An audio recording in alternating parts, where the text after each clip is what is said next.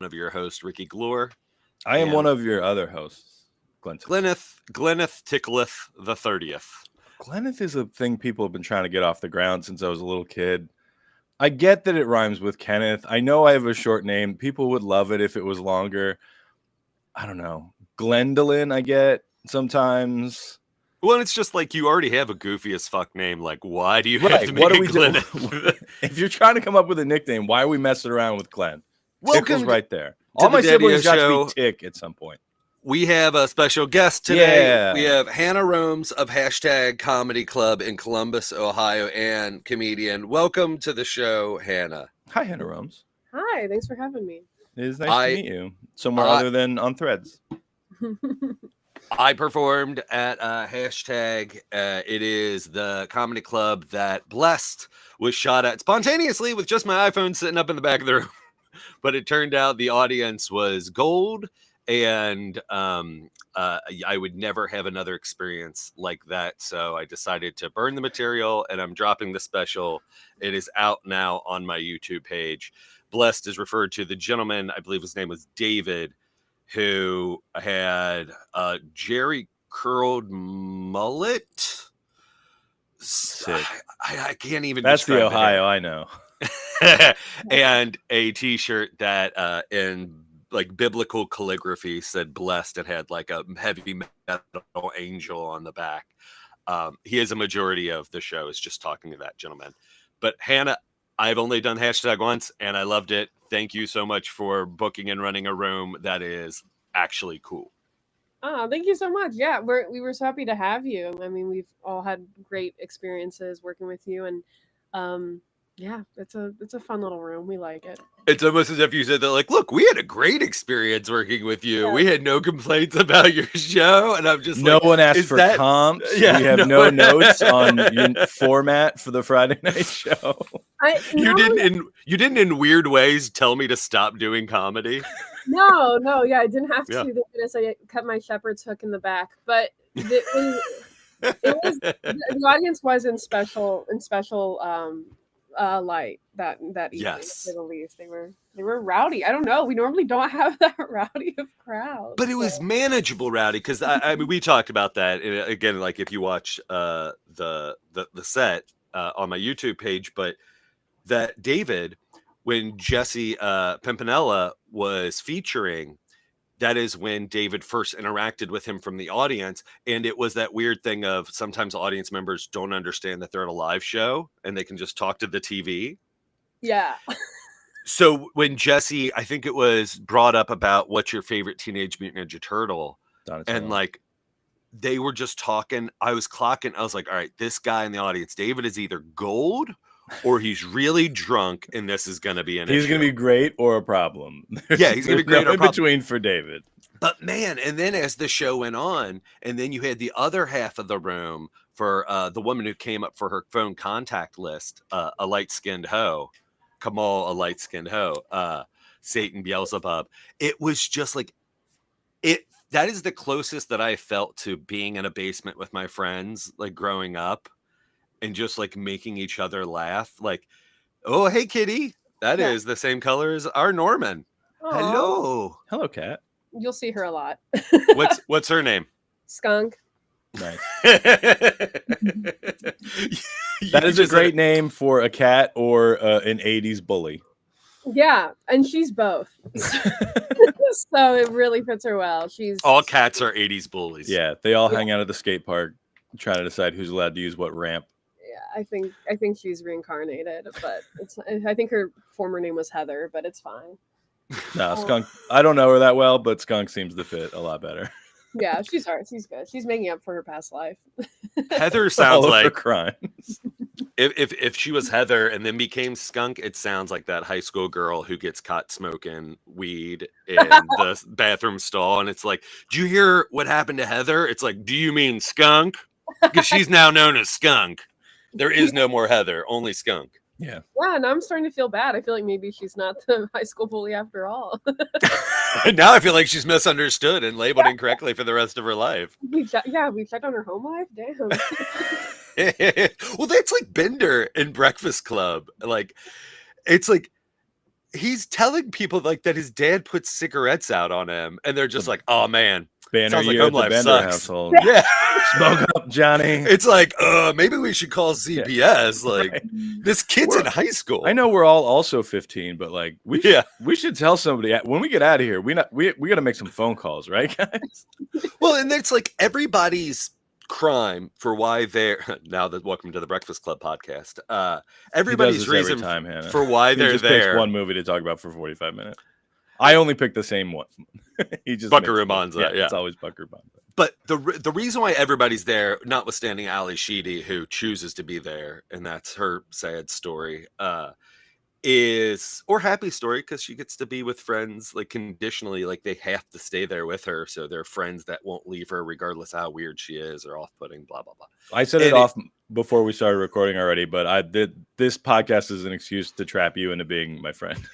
It's like, oh, I'm gonna make Ricky talk to me once a week, but I'm gonna Ali Sheedy him. But so like Emilio Estevez, like he hurts a kid and puts a kid in the hospital, and they're just like, oh man, you need Saturday detention. It's just like, this kid's a sociopath. Like, he needs to go be sent for testing and out of the school for a bit, maybe juvie, maybe a little bit of and then Anthony Michael Hall brings a flare gun to school. Yeah, again, he's like Dylan Klebold. Like, everyone's like, oh, these kids are just misunderstood. Some of them are literal criminals, and it's weirdly not Bender. Sorry, that was a tangent based on us calling your cat a bully. No, that's good, and I love the tie-in to media. I really think that's great. You know, I don't think about that enough when I'm talking to my animals. I did have a baby doll. Like what 80s movies they're like? Yeah, right. I had a baby doll when I was a kid, and I unwrapped it while a Kia commercial was playing. So I named this baby doll Kia, and I feel like sometimes I think like maybe we should tie media more into things in our everyday lives. You know what I mean? You should get paid by Kia to name your animal. You should have got name right sponsorship. Yeah. Yeah, exactly. Just shave the logo into whatever animal you have, like a car that you see that says like Progressive, and you're like, do they work for Progressive? Or did they get that car cheaper or for free because they're a driving billboard? Right. Yeah. No, exactly. Like Ricky, your kids, McDonald's and Walmart. You know? Great example. That sounds like such a Talladega Nights or like a Righteous Gemstones thing. Yeah. Like, these are my children, Wall and Mart.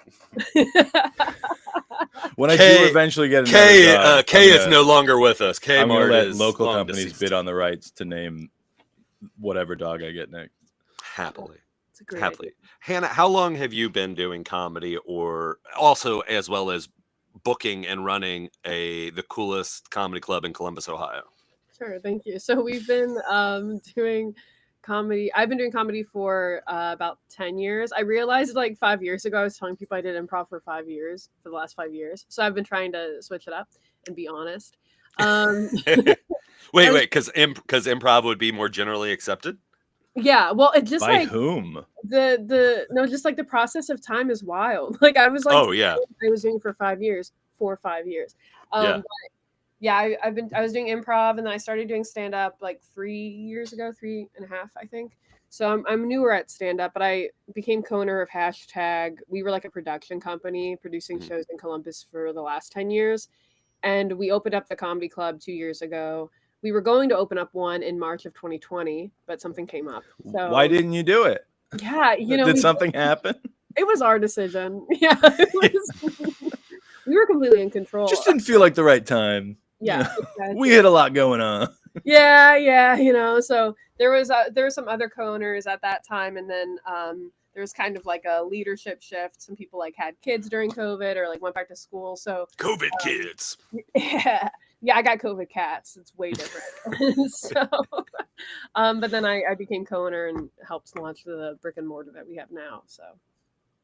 The other question that Glenn and I have discussed quite a bit, and is a never-ending comedy question, is what is your definition of clean comedy, and what are your thoughts on it? Yeah, so I think that's what I know that's the sound I've been making a lot lately when people bring up clean comedy. It's just like, what are we? Clean. I feel so. I've been battling with this because I like generally lean pretty clean myself, Mhm. and I've been trying to not market myself as a clean comedian because I think the zeitgeist says that it's not funny comedy. They're like clean comedy doesn't exist. It's an And to oxymoron. me, it's coded, and I don't love all the Yeah. coding that comes with it. Like that's the big struggle for me.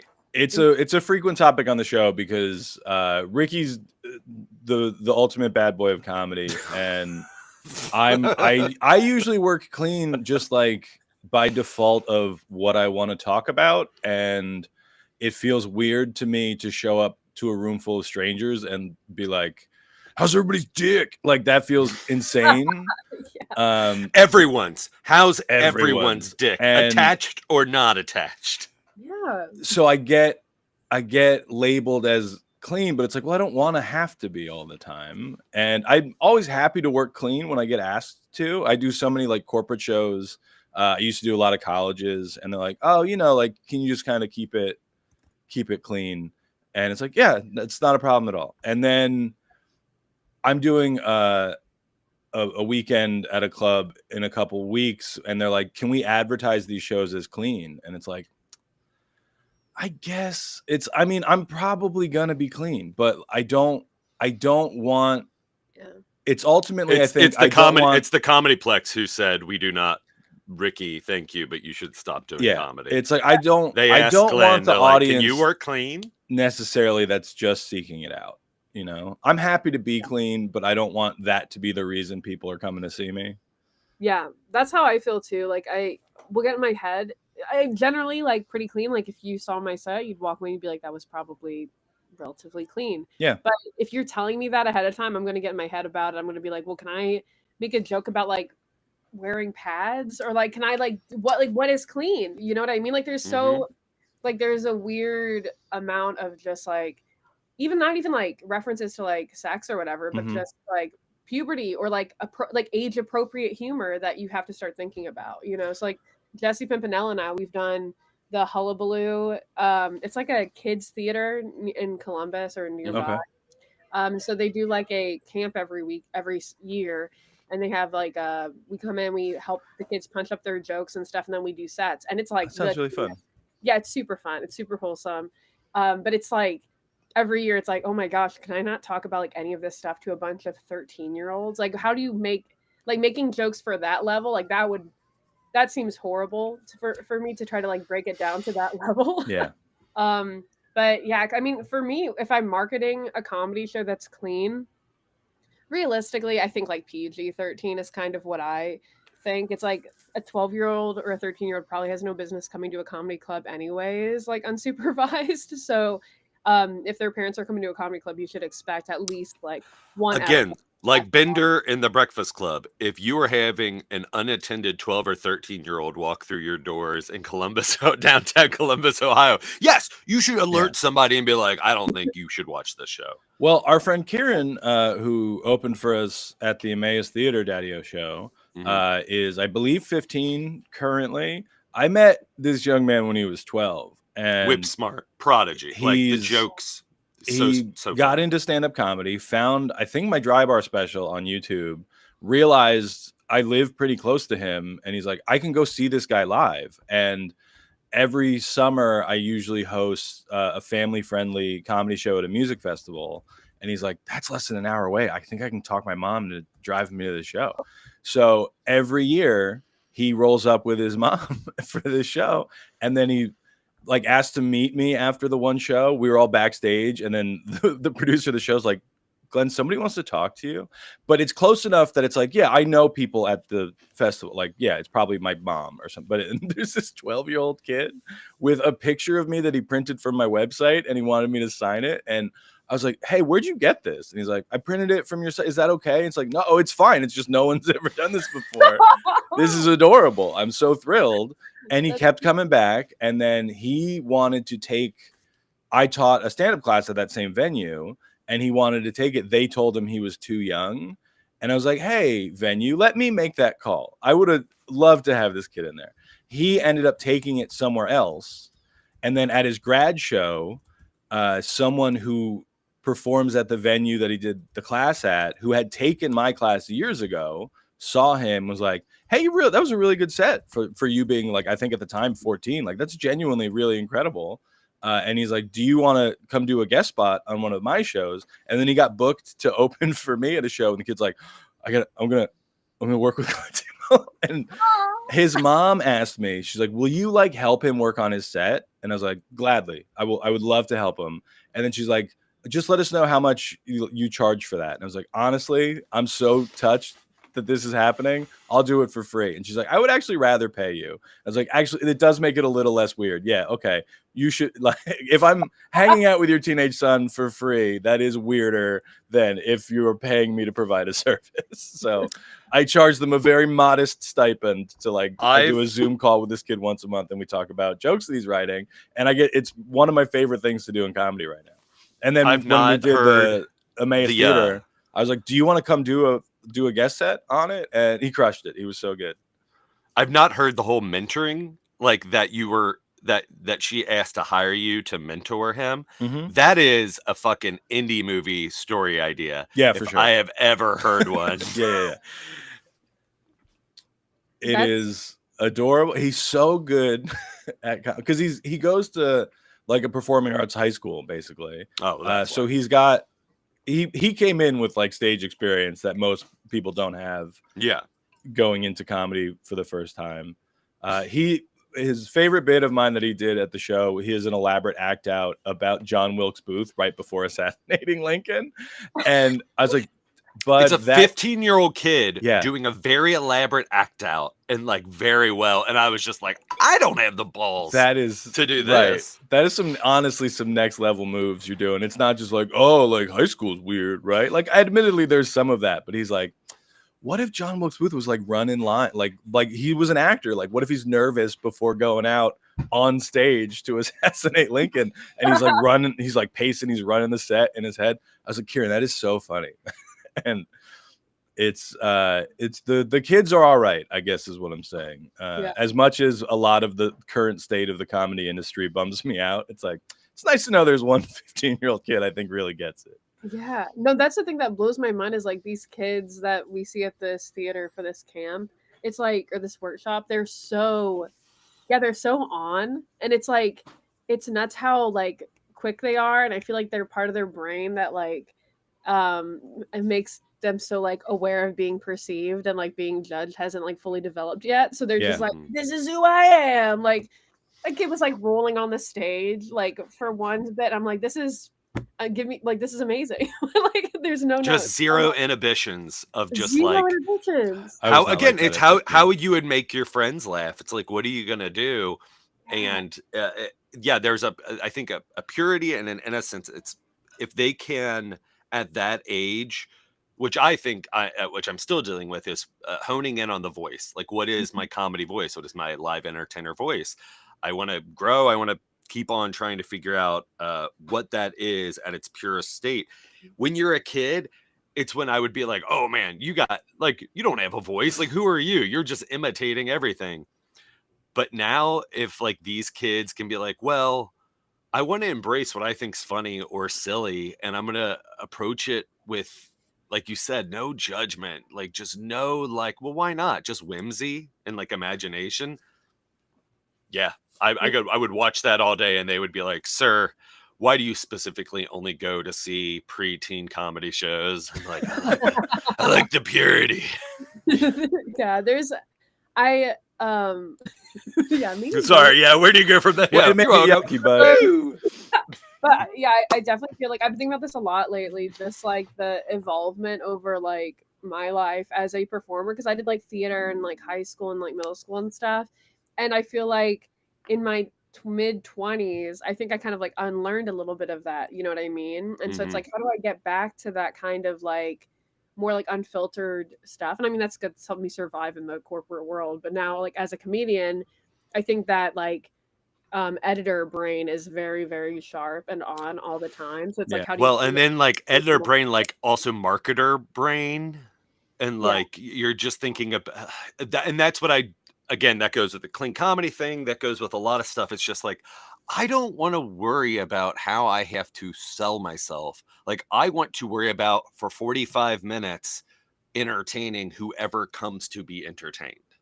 Yeah. Right. And that's the thing too. It's like some people will come to we do market, like we do like a clean comedy show, like quarterly probably, and it does well, but those people are not coming to other shows, and if they do, they have like a pretty negative experience probably.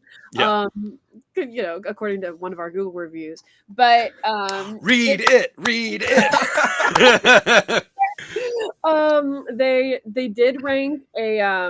They did rank a Mormon church 5 stars 2 weeks before they ranked. Oh, hell yeah. You deep dived? You checked out their other reviews? Yeah. Well, I was like, damn, what do I have to do? And I was like, I become a church, I guess. Okay, cool. So get ordained. Yeah, become ordained, become Mormon. You know that Hannah Rome's girl? She be like a church.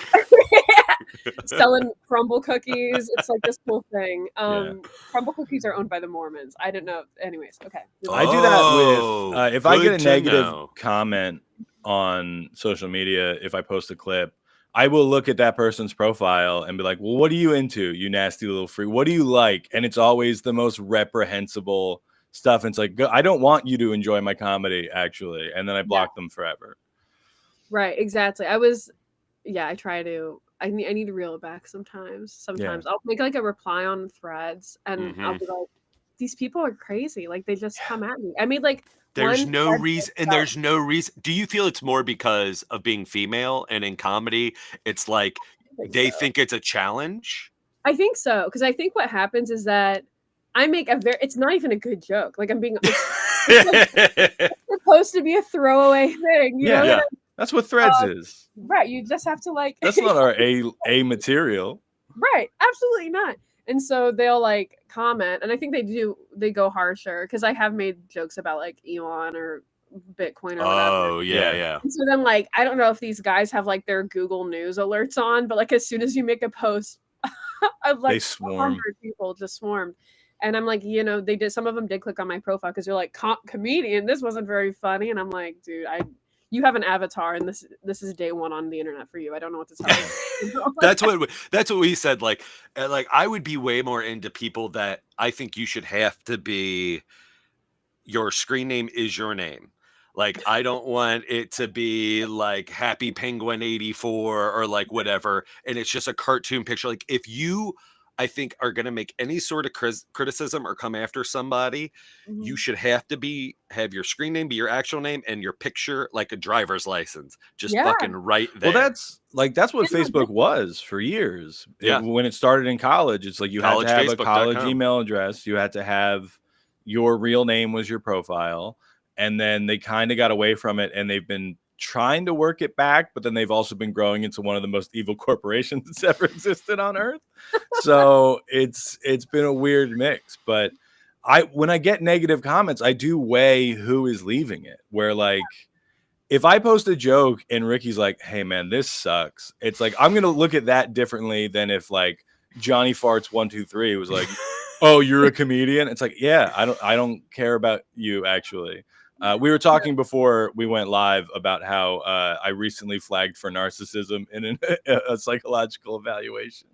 And it's like, yeah, I see that. I've been saying it before this thing, but not like, I don't think I'm the only one who matters. It's just like, there's a lot of people that like, if you're a stranger on the internet, I don't consider your opinion valid is I think a pretty succinct way of doing it, where it's like, yeah, I don't know. You don't know enough stuff for me to care about your opinion on comedy. Or a couple years ago, I had the realization, because people will be like, oh, you're a comedian, then why haven't I heard of you?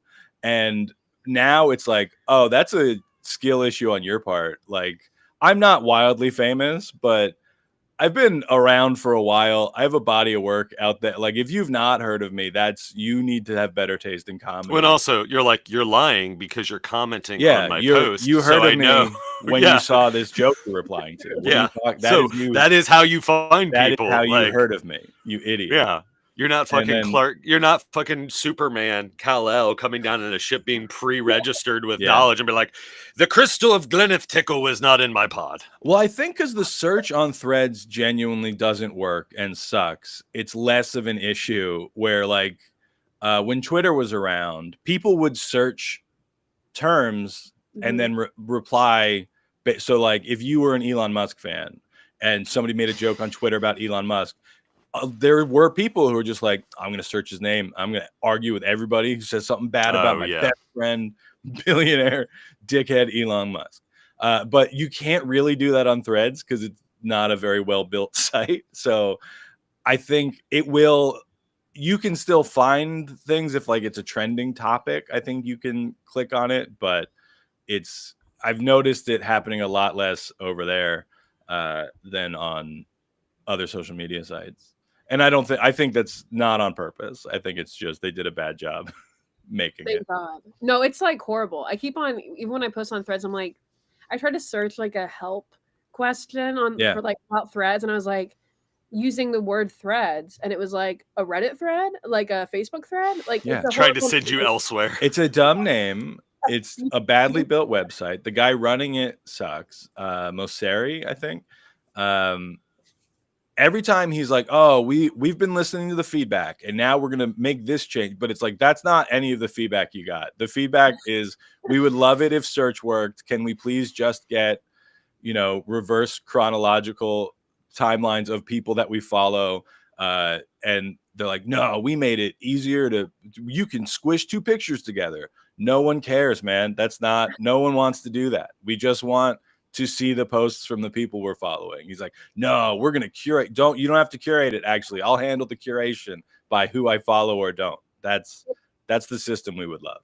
It's really crazy how people took that, like, Steve Jobs quote of like selling, like, giving people something they don't even know that they want. Yeah. And they're just like, now they're like, actually, all the stuff that you actually do want and we could definitely make in like a few months, we're not going to give that to you because we're going to give you something else that you don't even want. Yeah. You don't even know you want this thing because you're a dumb idiot baby, and we have to walk you through this world, you sweet summer children. You don't know anything.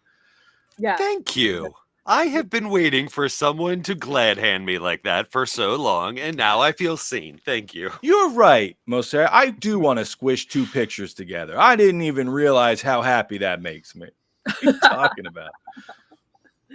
I mean, you said like Twitter no longer exists. X, gosh, what a cesspool now. And like, yeah, to talk about clean comedy, use it all the time. Good thing you're helping, keeping it alive.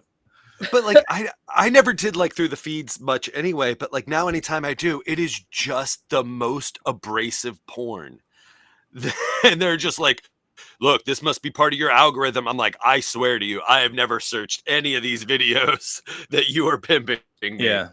It's Instagram wild. Reels is kind of like that for me because I don't like go on the timeline. And I don't watch it like TikTok. So like the TikTok algorithm is pretty well tuned for me of showing me stuff I'm actually interested in. TikTok or Instagram, anytime I'm there and it's trying to show me a reel, it is just increasingly like scantily clad women like bouncing, and it's like, oh, I don't need to engage with this. I'm going to scroll past it. And it's like, we can't figure out what you like. What about two women bouncing together? And it's like, hey man, that's not what I'm here for. What about we now. Squish two pictures of women bouncing together? There's like, look, we've been listening. This is what you wanted. There's 2 or 3 specific female creators that it keeps trying to suggest reels from. And it's like, hey, you're right. I think that's a pretty lady, but I just want to post pictures of like going on tour here. You're not TikTok for me, Instagram. I will go watch TikToks on TikTok, not here 6 months later, but it's like trying so desperately to find something that I will like, but it's going so far afield from what will work. And it's like, guys, you have no idea, do you? Like Meta just has no concept of what people enjoy. No, not at all. No, my aunt has a Facebook I created for her, and she's like older, so I help her kind of like manage it. Like she's not an influencer or anything, but like I just kind of am on there and I'll log in sometimes, monitor it, make sure that like she isn't as hacked as like she thinks she is or whatever. And all the time, I've ever been since hacked.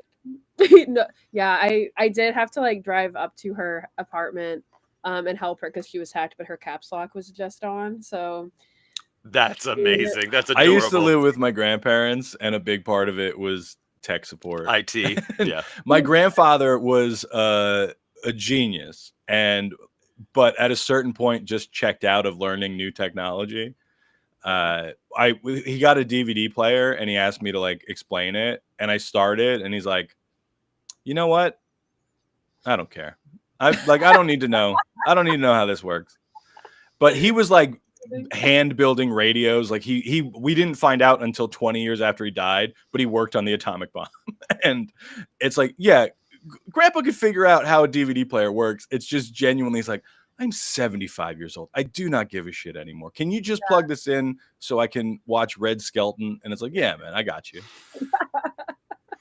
That's amazing. No, it's at some point there's just, it's not like I think about that all the time. Like my dad is like so intelligent. He's always trying to like learn new stuff, but he still is like, when it comes to technology, I think he's definitely capped out on what he's interested in knowing. And it really is that just like accepting I'm not going to get it, Meanwhile, my mom will like teach me something about my phone every once in a while, and I'm like mind blown. Like, how did you know you could do a voice memo? Like when I didn't know I could do one.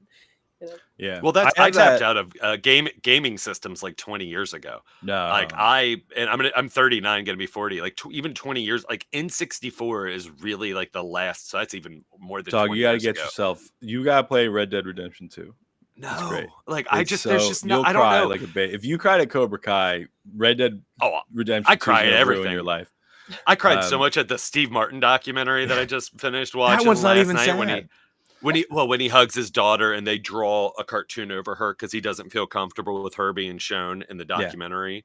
Because at different points in the documentary, the thing is, like, Steve Martin, everyone perceives is just like, oh, it's a facade. Like, you don't really get to know Steve, right? And that's personally curated, very similar to the Paul Rubens.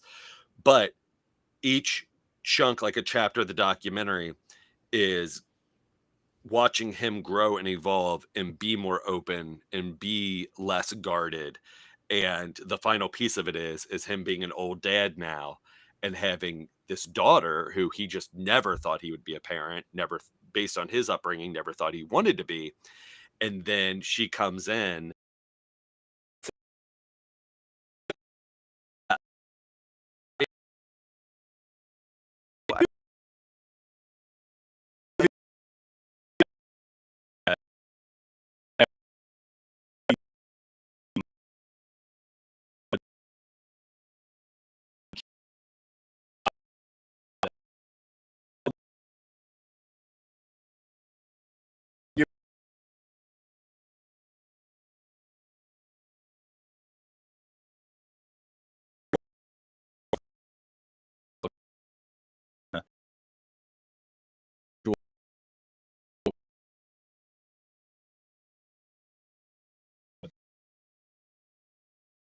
For everybody, and they're like, no, it's against company policy. It's like, what are we doing, man?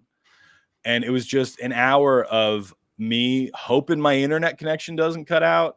I see Mike was questioning whether the stream crashed. I don't know. I mean, it's recording, so we can still put it out later. But yeah, it was like, if I'm not getting any feedback, this feels insane. And that was early days of the pandemic. Now all the platforms like Zoom and Teams and everything have, at least there's like the chat feature, which was always around, but you can like smash a smiley face button and a smiley face flies up on the screen. And it honestly, that makes it feel like a video game. It's like, well, that's better than no feedback. But this was just 70 to 80 silent Indians just not reacting to anything I say for an hour. And it's like, what am I doing? And weirdly, got a 5-star review. They loved it. And it's like, it would have been great to know that in the moment. Man, that's wild. Having the like, so how did you handle your pacing for your set? Did you stop at random times assuming they were laughing, hopefully? No, I do that now. But this was, like I said, I think this was like December 2020. So it was pretty early into me doing virtual shows.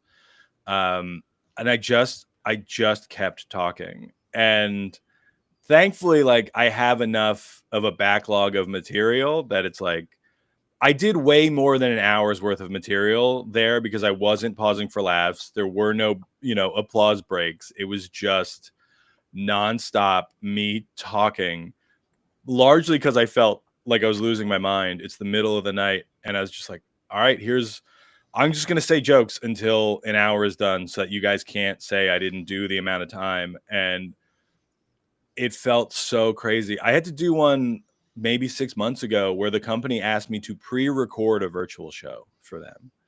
And I was like, guys, just here's a link to my last special on YouTube. Just watch that as a group and tell me you liked it.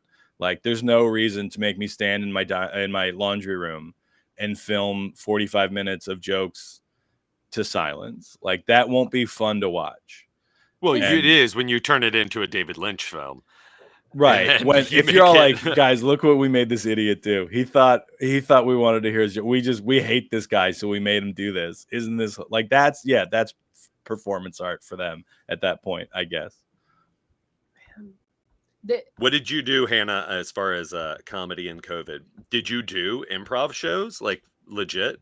So we did on Zoom. Man, I did a couple, and I did a couple, and I was like, yeah, I'm just gonna not do any of this for the next year. It was pretty bad. And we had like, a decent audience. I think people were like lonely, we're trying to like get out of the house, but you can't get out of the house. So, okay, we'll go on Zoom kind of thing. We did like some improv meetups, which were also rough. Like, I think we tried to do a class and I think we probably like refunded it because it was just like, we feel bad taking your money for this, Yeah. Like, it's crazy now because like in the wild, sometimes I'll like meet people in Columbus who are like, oh, I do improv. I take it at like UCB. I do it online. And I'm like, that there's like improv classes locally you can go to. And they're like, no, but I really like doing it online. I'm like, if you even realize like you are playing on hard mode immediately, like it would be so much easier. But and more fun. It's got to be. Because the thing about doing stand-up is like, oh, yeah, well, you realize pretty early crowd work's not going to fly because people, if you're on a call with 100 people and people aren't really listening and you try to call them out and somebody else thinks, and there's usually somebody from the company is the one like muting and unmuting people. It's like, hey, if you want to say something, drop it in the chat. And if it's worth commenting on, I'll do it. But improv is so interactive that then it gets to be a genuine problem when like there's a little bit of lag or just Zoom got better during the pandemic, but like early on, if two people were trying to talk at once, it didn't know how to handle the audio. And that seems, as a guy who genuinely kind of likes doing Zoom shows as a stand-up, I cannot imagine trying to do one with improv. I mean, I also can't imagine doing improv, but I would rather do it. If gun to my head, I would do it on stage. I don't know if I would do it online. You wouldn't do it at all? No. Gun to your head. You take the bullet. Yeah. And it's an imaginary gun. That's why. It's an improv gun. Yeah. That's fair. Sketch gun, improv gun. No, nobody should be doing this. This is bad. This is bad gun. No, this is bad gun. What's I also don't know how to hold a real gun. I would just put my phone. The only gun I use, I have a salt gun that I blast insects with. Oh my god! I thought you were my most gun experience. I thought you were gonna say assault rifle. Yeah, I don't use guns a lot. I have an AK-47 and I'm ready to use. It's. No, it is for. I don't know if I don't own guns. I have weapons. I'm one of those guys. No, I don't know if the spotted lanternfly is a concern. Real Daddio turn. People have been listening and they're just like, oh, this is the episode where Ricky and Glenn not only Daddios but also Proud Boys. Like, oh. Yeah, I don't know if the spotted lanternfly is a concern in Ohio or Kentucky, but it is an invasive species that during the pandemic, I was like, I can solve this. I will be the greatest little lanternfly hunter.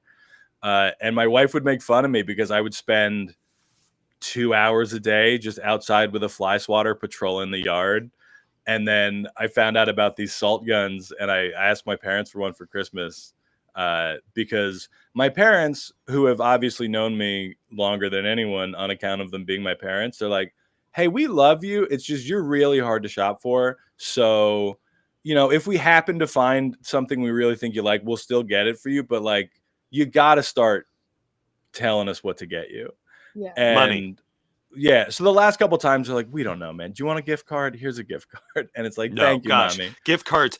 It's a $20 gift card that you're spending $4 extra on to hand somebody a gift card. Drives me insane. How do you think gift cards work? You spend extra. It's not just the amount. Just hand me a $20 bill. Don't spend extra to get $20 to give to me. Where are you buying your gift cards? Glenn, What? there's never a 1-to-1 gift card where it's $20 and you spend $20 for it. Yeah, there are. No. All of them. Is this a Kentucky thing that I don't know about? You guys got some weird gift card tax? Hannah, am I correct in this? No, you're so right. I literally bought one for my nephew the other day. If you buy a $25 Roblox gift card, it costs $25, and then when your kid puts it into the game, Maybe it's they have Kentucky. $25. Ricky, are So, you buying these out yes. of the van? Are you right? Where are you getting gift cards from, kid? Look, I don't want to do it, but I will make a video of me going to the grocery store later and get a Roblox gift card or a Visa, like prepaid, like money on the card thing. And if it's a $25 card, the person buying it for activation or whatever, it costs like $2 more than the amount that you're giving the person for it. Maybe it is Kentucky. It's not that I don't believe that this is your experience. I believe you when you tell me when you buy a gift card. I love that this is what It you costs guys are just like, $2. ooh, tinfoil hat Ricky. I'm not cards. denying your experience, friend. What I'm saying is you shouldn't be doing it this way. And I don't know if that's a you problem, if it's a Kentucky problem, if it's whatever. Well, you're buying the If it's- plastic. Right? So it doesn't make crazy sense that like you are buying a thing to give to somebody else. So I don't know if that's why the cost justification is. So you guys have never paid more for a gift card than what the amount is. And honestly, frequently you get additional money. It's like you- if you buy a $50 gift card, you get a $10 gift card for free. Are you buying it on Facebook Marketplace? Are you buying it at like a bodega where you would get phone cards to call back home? Like, is that? I'm saying like Kroger's grocery store. Gift cards. Never heard Look, of it. I'll happily be wrong. I'll film my experience. Again, I don't think I I believe you that they are charging you additional I will buy money. all the gift I cards. think they might just be prove. doing it because you're a little rube and they're taking you for a Yeah, ride. Kroger's. John J. Kroger's is I'm just Yeah, scamming you. I can't imagine a corporation ever doing anything unethical. they're like, okay, we're gonna charge you $20 for your Amazon gift card, and then here's my Venmo QR code. Can you send me Yeah, $2? you're gonna have Look, to. I'm a Saudi Arabian prince who's good for it, but I'm gonna need you to wire me for this Jeff Ruby's gift card. I'm gonna look it up right now, bud. If there's some kind of weird I rule believe- Tax law? in I believe that Kentucky, it's some state thing or something. right? I mean, look, there's a lot that Kentucky should probably address first. Holy shit! In Kentucky, there's a $3 shipping and processing fee for each physical gift card purchased. This is specifically to Kentucky State Parks. Oh, Oh. Kentucky State Parks. Okay. Is So we that only what have you mean? Are parking you lots. only buying state park gift cards? Yeah, that's exactly what I'm talking about. Yeah. Just the That really is wild. specific state park. It might be like also through, I don't know, maybe stores have different. Here we go. I'm on the Kroger website. Your favorite grocery store chain. Okay. And if you're gonna get, I'm like, going to click to get a prepaid- Visa gift card. Yeah. This card has a purchase fee of $3.95. Really? Yeah. Wow, that's wild. Sorry, we can't all live in fucking Yeah. gold palaces like Ohio and New Jersey. Some of us have to live in Kentucky because that's where our parents had us. You take one and for we the can't team. escape. Okay, now I'm on a competitive another business's website. Why I'm gonna don't you mention it? I'm going to Why are click. you being I don't want to vague? buzz market. Oh, okay. What is Buzz Market? where you say something and give it just speak to power? Like you don't support Yeah. the company. Okay. See, but now I don't know. Does it think I live in Kentucky? Because now this is also saying there's a $5 fee. Because there Both is. were You Visa. don't- Hang on, let me double. So both were specifically Visa cards. Yeah. Let's go. I used Roblox as an example before. I love anybody like people listening like for this on the podcast for audio is just like this was the boringest fucking dumbest episode where they went down a rabbit hole for 10 minutes just being I click, oh wait, no, yep, oh Maybe wait, it is. oh, Hang on, it might just be Visa because Roblox $20 gift card costs $20. Maybe it is. I don't think I've ever bought a Visa gift card for somebody. I pick a store and I make them commit. When I was in college, I was at the Walgreens. I was like, hey, you're near my going to college. Best Buy. I don't care what you get there, but you have an errand to run. Yeah, it's just like giving them like a restaurant or whatever. It's not like a Visa gift card where it's like just give me cash. Maybe Where it is if it's Visa like a restaurant. Maybe it's just specifically. Visa specific. But because right, those are reusable, right? So you can add money after I don't care about this anymore. I'm done. It's so weird. I thought you meant every gift card you buy in Kentucky, you got to pay like $4 for, and that sounds buck wild. I don't know. So we solved it. I think it's just a Visa thing. College. What a boring conversation we just had. We're wasting. That's why I'm trying to move on from it, and you keep on elaborating on how you're done with it, and you keep rambling. How dare you? In Walgreens in college, next to my college, there's this old woman in front of me, and I don't know about you guys, but like if I go to like a Walgreens or CVS, I'm getting a couple things. I'm not doing my whole grocery shopping at Walgreens. Similar because like it's a Dollar pharmacy General. and not a grocery store. I also don't do my grocery shopping stuff at Lowe's. What are you talking about? But they sell grocery items. Like you can go down the grocery. Yeah, you can get like a bag of chips or whatever. You're not getting a head of lettuce. I think some Walgreens do have that now because they have Kroger sections now in some Walgreens. All right. Anyway. You live in the wastelands where I don't know. I know. I don't know what Kentucky's doing business wise anymore. Have you guys not seen like sushi at like Walgreens? No, dog. Sushi at Walgreens? I've seen sushi at like the grocery store. That's a customer retention plan to have a clinic and a sushi all in the same building. Wow. So anyway, none of that has to do with any of this. Most people don't full on grocery shop. This old woman, this like 80-year-old woman had a Walgreens cart filled with grocery. Like her whole grocery shopping she got at Walgreens. Like some cans of soup, some produce, some like small little bits that they had, like a bag of apples kind of thing. Whole cart full. We're waiting in line and she goes past the gift cards that are right above like the candy and she grabs a Walgreens gift card and doesn't check to see if anybody's looking. I'm watching her. I'm looking around like, is anybody watching this old lady do this? Takes a Walgreens gift card, tears off the cardboard back, throws it on the ground underneath the display, goes up, is next in line, gets all of her stuff scanned, and then when the guy asks for payment, hands him the gift card that she just ripped off the wall. And the guy's like, I'm sorry, this doesn't work. And she's like, oh, but my grandkids just gave it to me yesterday for my birthday. And he's like, oh, I don't think it was activated. Do you know how much was supposed to be on it? And she said, yeah, it's the $100 gift card. And he said, okay, let me take care of that for you right now. Hell yeah. Get it, Grandma. I can't wait to get old. Oh my God. Yeah. Yeah, because it's like, what are you going to do? Take me downtown? Right. Oh my gosh. I'm going to make so much money. Amazing. So if people buy, do you do gift cards for hashtag? And how much do you charge when people buy them? Yeah, so we give $15 gift cards and it costs $40. Yeah, that seems to make sense. That's a good system.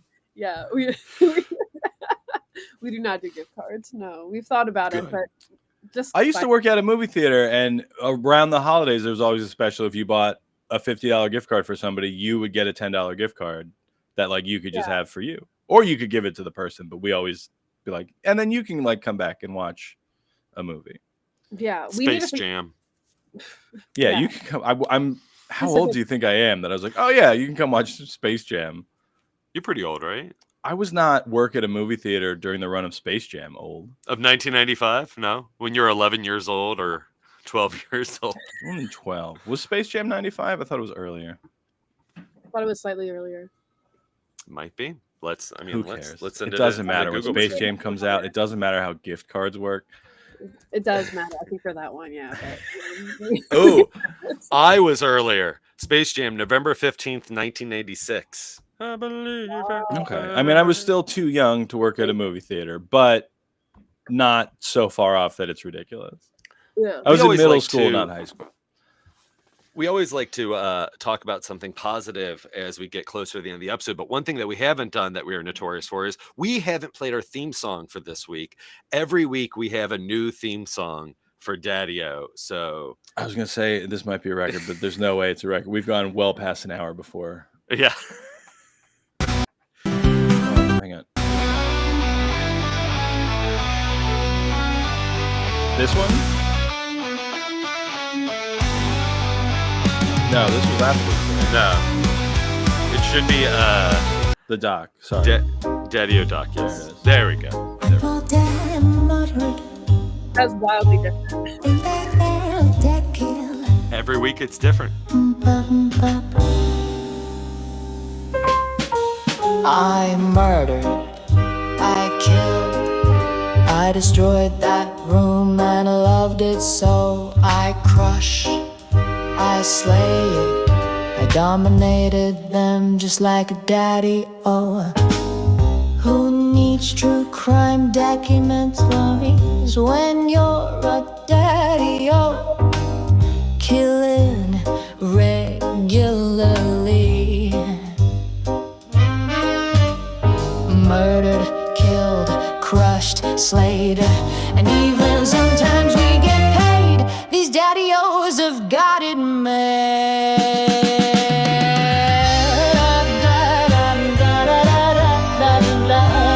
All right, we can fade it out. Guys, When I that's saw the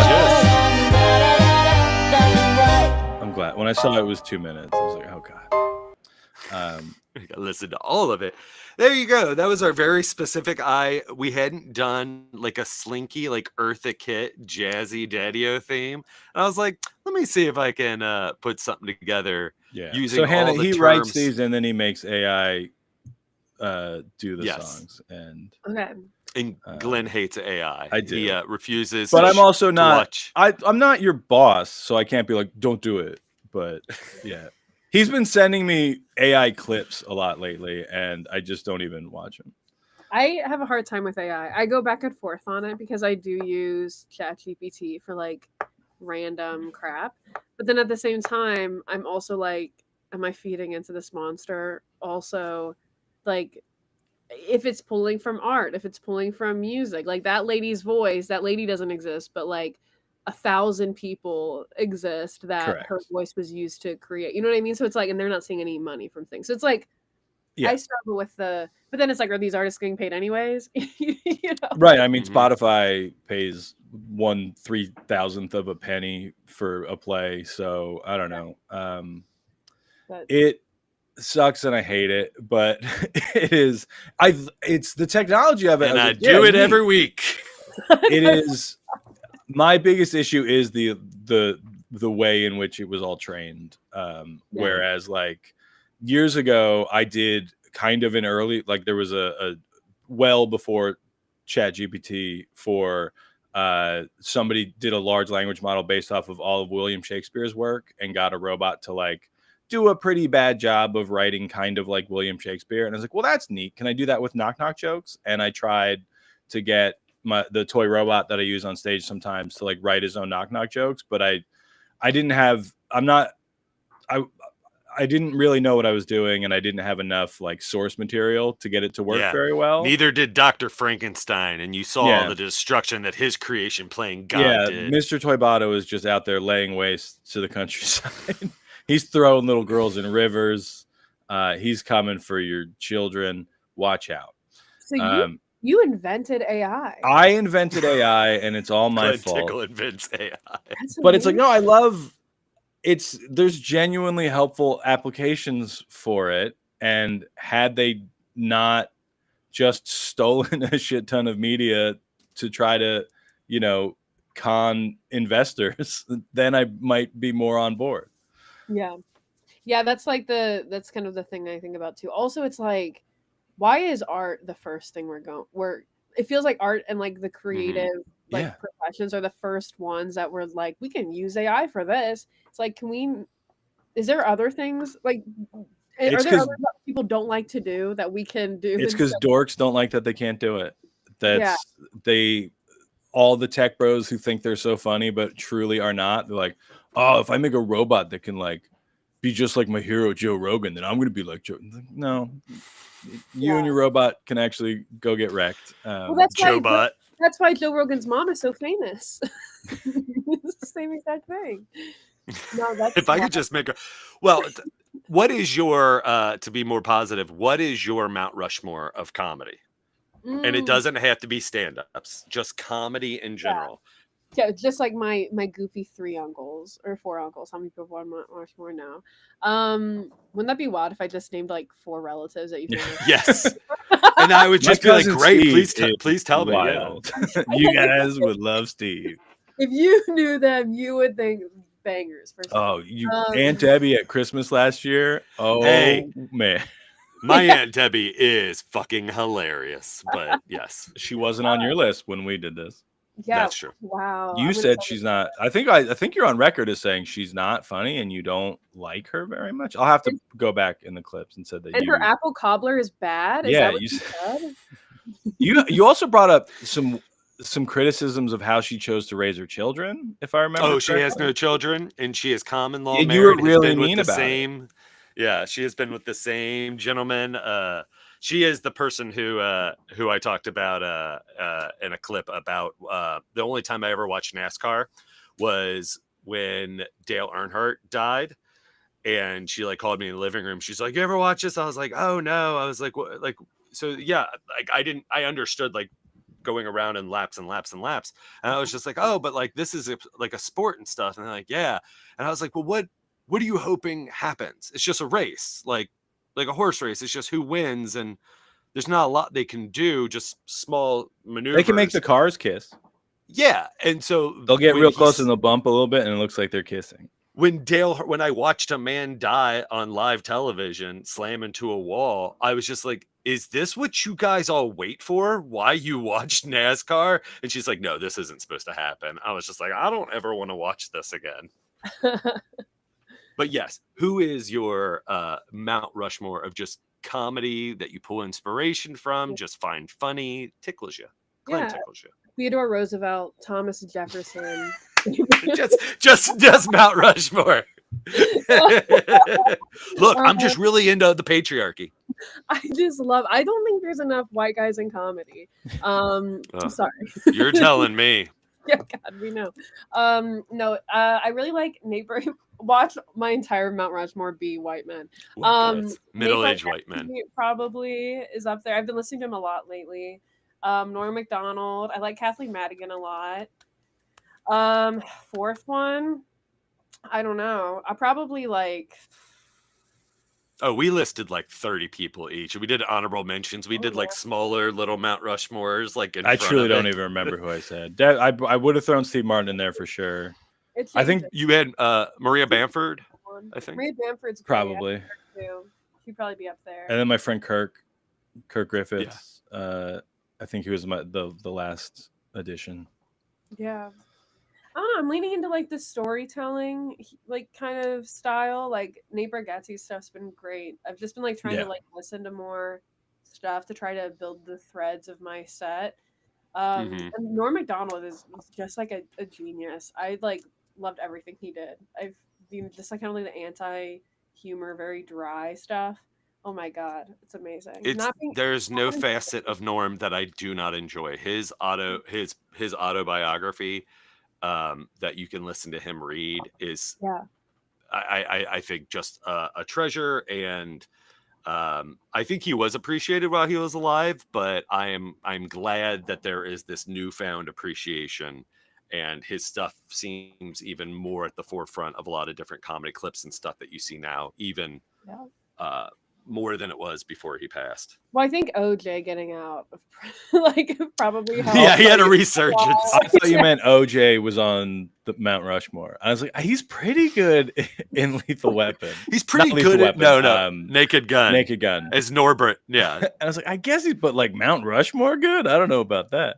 Yeah, I want all my guys on Mount Rush. I want like the ultimate fight. That's what I want. Like, or it's not even Putting like, together a like, team of assassins. It's Yeah, him, it's Celebrity Dahmer. celebrity death match. John Choose your Wayne Gacy was a clown, so he should probably be up there. he had some jokes, I'm sure. Oh yeah, some real zingers, some real killers. He was a real murderer too. Like, You know? yeah. Is there any material you were saying like listening to Bargatze and Norm possibly for? Are you thinking of different ways of presentation of jokes, or are there any like bits that you've been working on, or stories, or thread? We keep this episode's just called Threads. Oh yeah, hell Just yeah, I pulling love threads. Threads. And Threads. Horrible name for a Truly. great name for an episode though. Well, also like Kathleen Madigan kind of does this too, just like using her kind of the story structure to weave in a lot of stuff. I've been thinking about, like, I grew up in like a hoarding household and kind of talking a little bit about that. My dad is like, something I'm working on right now is like RFK saying that like autism didn't exist 50 years ago or whatever. Me too. And my whole yeah, right. Well, so, yeah, because like I didn't exist 50 years ago. But like if you go to any like rural town, I will show you a train model shop and you will see the most old style autism there could Oh my ever gosh. be, you know. And it's like the smaller the town, the more to scale the model train is like set is. That's funny. Yeah. Yeah, so I've just been And then thinking if in that town there is a scale model of the town that you're sometimes in, they do. Sometimes they and do. so that's even a higher. You're like, oh, we got a lot of autism. No, it's crazy. My dad created a website called crazyaboutrains.com, and I was like, do you think you might be? And he just laughed Yeah. at me. He was like, Well, that's "Oh." my grandfather I mentioned And earlier. he just laughed at me for 20 minutes in a monotone. Just avoid it. I have a bit where I talk about my grandfather, and then And went back to his train and went toot toot. toot. He's got his little hat. Yeah. He's like, But I've been talking about autism a lot on stage lately, and then there's a part where I talk about my grandfather, and then start describing stuff that he would do, and then I was like, and then I just like as a throwaway line, I was like, "And autism's genetic," and because he would like if he was getting rid of a VCR, he would unsolder all the individual electronic components and sort them in case he ever needed that specific resistor, and then just like throw away the plastic, and it's like. I don't think that was a That's universal awesome. grandpa experience. I think that's clinically relevant. Oh, 1,000%. And like my dad is so intelligent. Like he's an engineer. He has like a master's degree. You know what I mean? Like he's so smart. But it's like that's what I'm Then I have talking bad news. I recently is found out. Is he self-aware though? He is enough. So but- is he like he's super into how things work, but has a hard time like relaying how he works, Yeah. or like what? Okay, but like so okay. do I. You know what I mean? okay, Yeah. yeah. Again, genetic. Like Listeners, Yeah. we will dive into this more when we don't have a guest. But I was talking to Ricky the other day. I bring up autism a lot on the show. I recently got assessed and got my results, and they're like, "Well, you're not autistic. You're married.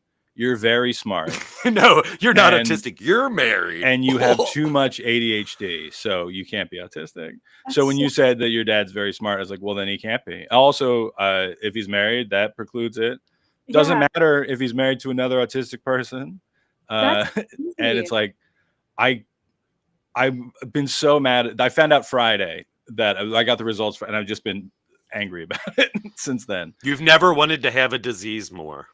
well, Not a yeah, disease, famously, but Oh, sorry. I get what you mean. My apologies. My apologies. My apologies. it's like it's so bizarre too because it's like I've met so many comedians that have gone through this exact same experience too, Yeah. where they're just like, I swear I am.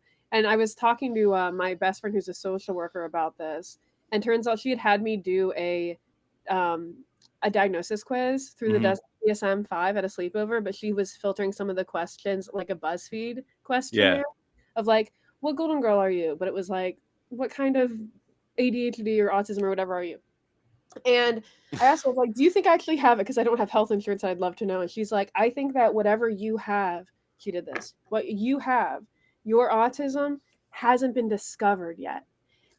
Hmm. And I think that's beautiful. It's a fun way to put it.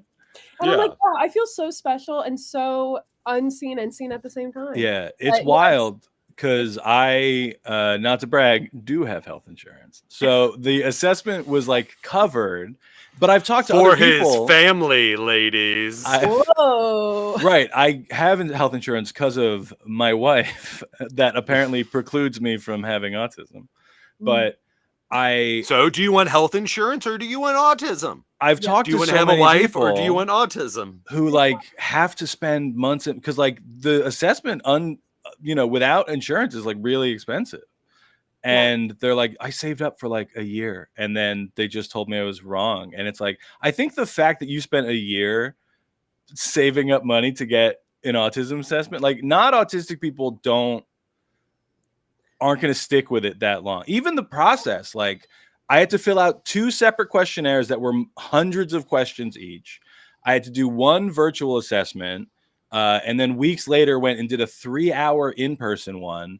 And it's like, if you're not autistic, you tap out by question 50 on the 350 question questionnaire.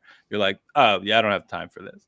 Yeah. And it's so, I was so mad about it because I was talking, I don't know if you know Ren Kuda, a great comedian, hosts the podcast Punching Up, which I did yesterday. And I was talking to them as like, as a cis white guy, this was the first time I feel like a fundamental part of my identity was just like ignored by someone. And it's like, oh, I have a lot of friends who for that is like a pretty regular experience actually. You had a lot of confidence sucks. that you're like, I'm autistic. I'm autistic. Oh, I still do. I'm right. And there, because part of it was they had to do a cognitive assessment, and the results of that were like, oh, hey, you're extremely intelligent. I was like, well, then you can't follow that up by telling me I'm wrong. Thank you. Yeah. Right. It's like, well, 1, thanks. And 2, like, you can't be like, wow, Glenn, you're a genius. Also, this thing you spent a year looking into about yourself. No. It's like, you idiot. What are you talking? I talked to you for 3 hours later. You have no idea what you're talking about. I like the idea that the questionnaire is like, do you have health insurance? Yes or no. And if you say no, and it says, did you save up to get this assessment? It says yes. Then the next question is, how did you save up? And then if your answer is, I saved up nickels that came out in 1973. I saved up all the nickels to get the $1,500 for this assessment. It's all nickels that I'm paying you. And they just go, no further need for any questions. I sold off half of my elaborate train set to get the money. Man. Well, that's any other. Sorry, no, yeah, continue. Sorry, I don't want to cut off where you're going with the autism. Yeah, well, I was just gonna tie back into ChatGPT and AI and stuff. Is that people are saying like one of the benefits of ChatGPT is like you can put in your diagnosis and it can maybe help you. But then the very severe downside of that is that if you ask ChatGPT, I think Miley Cyrus is in love with me because Flowers is singing to my heart and soul, it'll say, are you sure? And then you say yes. And then it says, okay, try to meet her. Yeah. It's very dumb. And like, it's so supportive, but will it flag crazier stuff? Like, it won't say like, maybe you should go meet her. Here's her tour schedule. This is where she's projected to be in the next week. Right. Here's a plane ticket to Orlando. She stays at this hotel every single time. But like, I think the diagnosis stuff too is like something I've thought. I'm like, man, because I think we all know deep down if we have something like, and maybe this is my hypochondria speaking, but like, oh, bye, Ricky. Oh, good. He was weighing us down anyway. Yeah, I know. I feel so free now. Just kidding. But yeah, I feel like feeling like you have something or knowing that you have something, it's like that should not count for something. You know what I mean? Like, yeah. With all that research that you can do too. It was also like, you can get a copy of the DSM-5 online and you can read the criteria, and it's like, oh, do I meet these or do I not? And when they came at me with, oh, you don't meet the criteria, it's like, I read the criteria. What are you talking about? And the thing about them saying I can't have autism because I'm married. It's like, well, one of the criteria is a difficulty in forming social relationships. And I was like, yeah, a difficulty, not you can't do it ever. And I met my wife when we were 12. So it's like, yeah, probably relevant that the woman I ended up marrying was just someone I've known for a very long time so that I don't have to meet new people.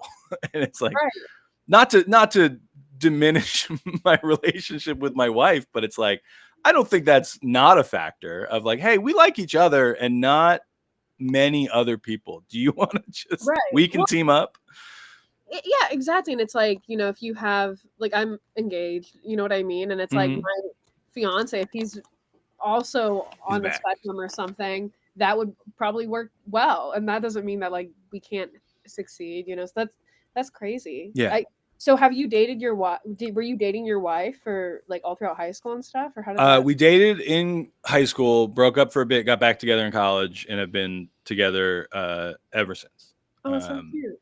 And yeah, but it's like, yeah, I had to describe during the assessment. They're like, can you describe 2 close friendships? And one of them was with my oldest friend who lives in North Carolina. And it's like, yeah, we text sometimes if we see something the other one will like, but it's like, I know I actually see him in person maybe once or twice a year. It's not like we're on the phone every day. But it's like, I don't know. I've known this kid forever. I like him a lot. And Ricky was the other one. And I even mentioned, it's like, oh, I've been doing a podcast with him. And it's like, I think it's because it gives me a reason to have to socialize with someone. And it's like, it has nothing to do with me and my company. It's just no, it does. It's like, I like my friend Ricky, but he lives far away, so we're not going to go get lunch. So it's like, well, if I do a podcast, then he has to talk to me every week. And I make it 9 a.m. And she's Wednesdays. Like, what a normal way to make a friend, you know? And it's like, but then she's like, oh, you talked about all these friends that you have. I was like, I talked about 2, and one of them I text with a few times a year, and the other one I forced to talk to me once a week. Like, that's not how you do it, I don't think. I talked about when I was driving out to Minnesota with Tristan Miller, who we mentioned earlier, and she's like, oh, so like you guys spent a lot of time together. And I was like, no, my friend needed a ride to Minnesota. He's like, I know this is a big ask, but can you, he doesn't have a car and he was like leaving the country. And it's like, honestly, at this point, I'll help anybody leave the country. You got to get out of here. You let me know. And I was like, if you set up a show for when we're in Minnesota, I can do it. Cause then, I can justify the travel as like, oh no, I'm going to perform. Like this is a tax write-off. So it's like, set up a show and we'll do it. And it's like, yeah, but I don't know. I did one other short trip with Tristan months ago, but it's like, yeah, they're a person I see a couple times a year and whose comedy I enjoy. It's not, I don't know. Yeah. Well, I agree. I have way more acquaintances than friends. Yeah. Yeah. Do you sort your friends by how far you're willing to travel with them? That's a great, I should. Actually, it's so handy. It's because so many of my friends are also comedians, right? Mm-hmm. So if I'm going to bring somebody to open for me, you have to be good enough at comedy that I'm not worried how the show's going to go. But honestly, I'm more concerned about the trip there. Like if we're driving 100%. Together. So like Ricky sucks at comedy, but he's a fun hang. So I'm more than happy to drive around. I'm just buying people gift cards. We're just going in. We're getting Walgreens sushi. Yeah. But then there's other friends. I'm calling autism a disease. There's other friends where it's like, oh, yeah, hey, if the show's in town, if you want to drive over together, that's fine. But I'm not driving you to Minnesota, I think that's so valid. Like, there's some really good friends I have where, like, I've seen at, like, a show in, like, 2 hours away that they're like, oh, we should have drove up together. And I'm like, that's okay. You know? I got so used to doing long drives alone during the pandemic. Mama needs that time by herself. Yeah.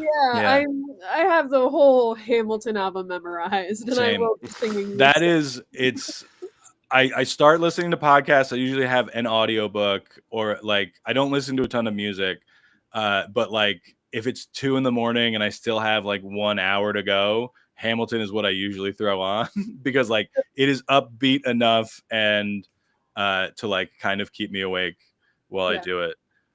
Yeah, I've been trying to like play with what songs to hype me up for a show. Yeah.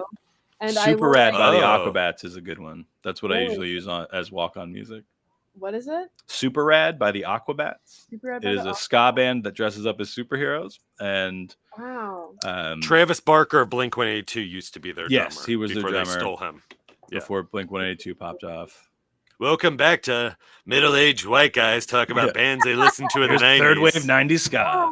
You said ska. Wow, I've heard of that before. That's Tell me more about your old white man. It is such a music. woman on a first date response of like, ooh, wow, you listen to ska. Okay. Yeah, that's so I'm happy Good for for you. you. Really, that's so the suburbs were great.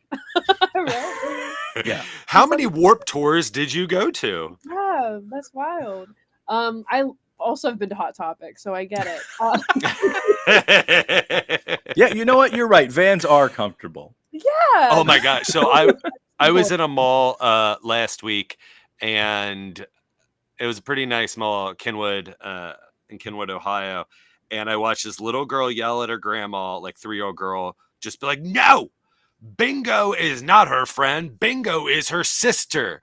They are sisters. They are not friends." And I was like, I know exactly what she's yelling at her grandmother for. It's misknowing who characters on Bluey are and what their relationships are, because I have a 6-year-old daughter.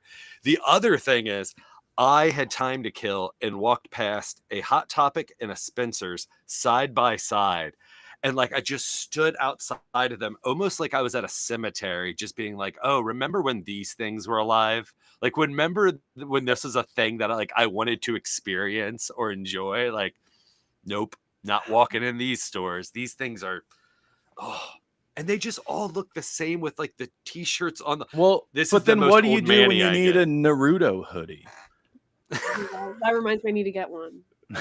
Well, when you need to replace your Nightmare Before Christmas robe, your bathrobe, Right, and I do. Yeah. So- That thing is threadbare. It's time for a new and one. I have a gift card for Hot Topics. It So. costs I'm like- $89 for a $38 gift card. It costs $666. That's how they stay in business, Ricky. You keep going to the mall. Yeah, you're Oh my God, single-handedly who shops keeping at the mall? Kroger alive.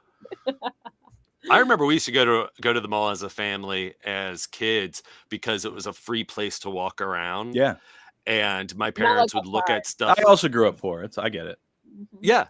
We would look at stuff there, and then my parents would be like, all right, what do you want for Christmas? Point it out here, and we'll try to find it on sale at an outlet mall somewhere else. Yeah. Again, diagnosis factor for my dad is I loved Nancy Drew, right? So he had a card in his wallet. He probably still does. Oh, so cute, with all of the numbers of the Nancy Drew series. And when he goes to like garage sales, he would always like try to find them. He's like, you're gonna have the full set within 10 to 30 years. I'm gonna steal that move for my kids. It's pretty cute. You should do it. Yeah, it's adorable. I mean, I'm gonna have a list on my phone, not a card. But it's something old school, but whatever. I will lose that card in a second. Yeah, I have too much ADHD to be autistic, so cards don't last. I had to do the first part of the assessment was to test for ADHD, and I was like, we can skip this part. Actually, I've got it pretty bad, and I got a membership card in my wallet. And I had taken my Adderall that morning just out of habit before I had the thought. It's like, oh, I should maybe skip it for this assessment. So I'm like going in raw. So I was on Adderall for the part where they're shouldn't say about going in raw for testing. That's my ADHD. And the test was very boring by design. So she's like, normal people without ADHD usually score like a 2 or a 3. If you get below 0, that's when we start to like consider that there's some attention problems. I got a -13, and she was like trying to hold back a laugh when she was giving me the results. She's like, I've not seen a -13 in a while, kid. And I was like, yeah, I told you we could skip it. And then I realized like I did that I got a -13 on Adderall.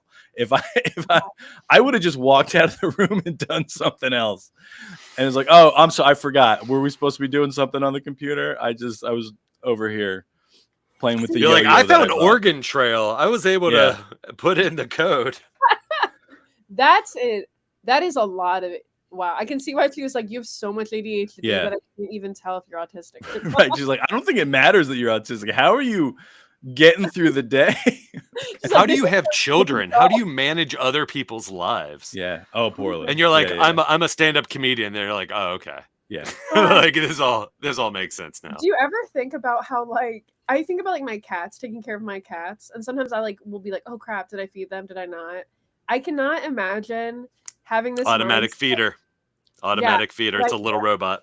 Yep. I got the litter robot for them, but I didn't get the food thing too. But I think about this all the time. It's like if I was in the medieval times with this brain, my children would have not. I don't know how they would have made it. You know what I mean? Like I don't know Yeah. how Yeah. I could take care of kids or something. Thankfully, kid stuff is always kind of cut through all the other problems for me of like, Mhm. I'm better at taking care of them than I am of me. Okay. So, especially like, so a main side effect of Adderall for me is that I just don't really have an appetite. So I will just, like yesterday, I have to take Adderall with food. So like I made toast, took the Adderall, and then I was getting ready to go host a trivia night. I was like leaving here at like 6 o'clock, and it's like, oh, I had a piece of toast this morning at 9 a.m. and I've not eaten anything since. I should probably eat something before I have to go host trivia.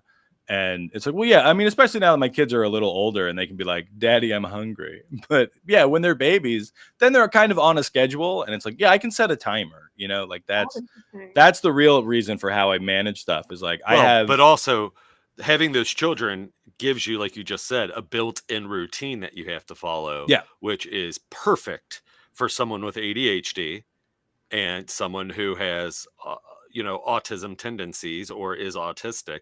Like our daughter, Anna, who has just been diagnosed ADHD, and I was, as a child, the hardest things for her are transitions. Like, because her routine is so what keeps her, she's on Adderall, and it is what keeps her so focused and so engaged and doesn't like tick off any emotions for her to go from 0 to midnight. Yeah. So yeah, it makes sense that having a child and being like, well, children are very routine. You have to get them on a routine. It's about conditioning for a routine. And so I think it's probably, I mean, there are severities of it where it's not easy and you probably would be neglectful, but I think based on you, it helps you to have that routine as well. Yeah, and it helps that I'm not doing it alone. Yes. It's because of my wife is a librarian, so she has the normal person job in our relationship. So usually I'm the one around during the day to like take care of the kids in essentially stay-at-home dad, but one who will like leave for a week to go perform on a cruise somewhere. So it's like most of the time I am home and taking care of our children. But also, my parents live basically down the street. My in-laws live 10 minutes away. So we have a lot of help available. So it's like, yeah, it's, you know, it's not all on me, which is good because I'm terrible at like keeping track of stuff. I have, I'm going to estimate 12 separate timers saved on my phone. I'm just pulling it up to take a look to see how right or wrong I am. Oh, you know, I only have 6, but I got a new phone recently, so there's not. I didn't move all the other ones over. But a lot of them were like, I have to set a timer every day to go off at 1:30 in the afternoon so that I don't forget to pick my children up from school. Not because I will forget that they're there, but like I will just completely lose track of time and I won't realize that it is now time to go do that. So during the school year, Monday through Friday, my phone goes off at 1:30. And it's like, yep, because that is enough time to stop whatever I'm doing and get to the school. And I have, you know, just the alarm to wake up in time. Then there's the alarm to get out the door on time. There's the alarm for once a week, my daughter goes to ballet. So it's like, all right, I have to set the alarm for 4:30 so that if we forgot and we're like at Target or whatever, we can still run home, get her dressed and get her to ballet. So like that is the way I've been managing it before Adderall. And then I've only been taking it for a couple months and it's made a big help. And I've been remembering stuff. Well, and you do you do like a shot collar of a vibration when you're on stage, right? You don't check Yeah. the time. Oh, I thought you have were it buzz you. Air Jork. It's like you. I mean, yeah, but that's not. I don't have a timer for that one, but Yeah. Oh, no? yes, Okay. I don't. I have an Apple Watch. I don't wear it basically ever unless I am on stage, but it goes off kind of at intervals now. Where if I'm doing an hour, I will set it for 45 minutes, and then when it goes off, it's like great. I can start wrapping up, and then it'll go off again at 60. But it's like, all right, get off stage now. I've recently started doing it where it'll vibrate every 10 minutes. So I can because I'm working on a new hour. So I can pace out what is how long. That's really smart. Yeah. And that's been really, the pain is there's got to be an app or something that I can get that will just quickly vibrate twice every 10 minutes rather than set a timer for every 10 minutes that I have to turn off, because that's been a pain. But I use my smartwatch to try to do the same thing, but I always will either forget to set it or it will distract me during my set so much that it's like not worth it if it buzzes. yeah, I regularly forget to start the timer. It's like, which if I'm headlining, it's less of an issue.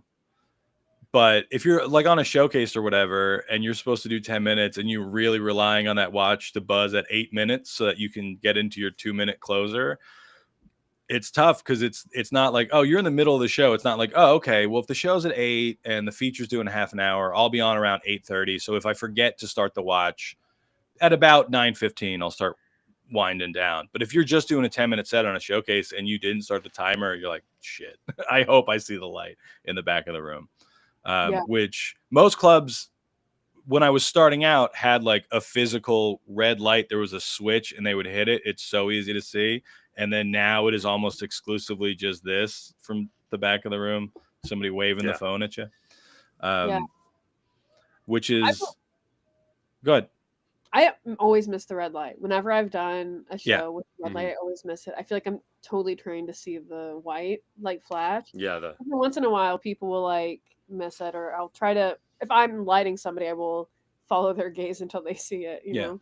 That's I don't currently do it, but I was hosting a local open mic for a friend for a couple months, and I was co-hosting it, so we would alternate. It was me and like the idea of this mic is like established comic working with a newer comic to kind of like help them get used to hosting. I agreed to do it because I hate hosting and I don't think I'm good at it. So I was like, I should go work on those skills too. Like I'll do it. But if you were the one going up and introducing people, the co-host was the one keeping track of time and flashing the lights. And that was always the hardest part for me, because it's like, I'm going to forget. You're going to walk off stage. I'm going to forget to reset the timer. I'm going to have no idea how long you're up there.